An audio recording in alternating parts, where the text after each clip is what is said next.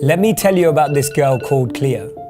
I think you might know someone like her too. She had the dream of becoming a model. She said she was going to move to LA to pursue it seriously. She took care of herself, at least her body well. Someone told me she did ads for L'Oreal. She had so many followers on Instagram who all loved her. Within a minute of her posting a picture, there would be hundreds and hundreds of comments, all telling her how beautiful she was, how good she looked, comment after comment, like after like.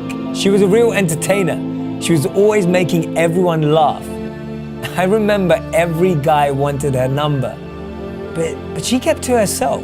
She just had this infectious energy. She got along with everyone. She was always the life of the party. She was never seen in the same outfit twice. Boxes and boxes of Amazon Prime. On Instagram, she was the perfect girl with the perfect life, the perfect world with the perfect guys. But nothing's perfect, right? It seemed like she was always having the best time with her friends, always traveling, new experiences, and so many great stories to share. Until people started to notice. I think she lived like two lives. No one really knew her inside. She had everyone to text, but no one to talk to. Everyone to follow, but no one to walk with. When the phone was up, her world was a stage. When it was down, her reality came. She had an invite to every event, but still felt lonely. She had all the friends in the world, but still felt no one really knows me. She was going through pain, but never showed that side. It was something she hid from the world. Or maybe we just never asked.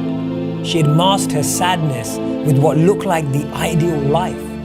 She was always flying high in the air, but felt low inside. Her inbox was always full, but she felt empty within. She was happy on the outside, but struggling with depression and anxiety. She had an addiction that everyone called a lifestyle, but she was struggling with mental health, but people were just occupied by her physical appearance. See, people think depression is sadness. People think depression is crying. People think depression is being quiet. Depression is when we smile, but we want to cry. It's when we talk, but we want to be quiet. It's when we pretend like we're happy, but we're not. Depression is not always obvious. She drank to drown her pain, but the pain learned how to swim. She was sick of crying, tired of trying, smiling, but inside she was dying. It's amazing how we can think we know someone and still not know them at all. I don't think we understand how stressful it is to explain what's going on in your head when you don't even understand yourself. We use filters to lighten our photos whilst we carry the heavy weight of stress. Remember, it's okay to have highlight reels, but make sure someone knows how you really feel.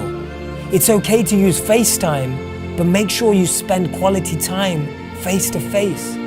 It's okay to have followers, but make sure you have true friends. Don't live for the approval of others. Document the moments you're most in love with yourself, not just the moments you think people will love the most. When someone doesn't post for a few days, we ask if they're okay.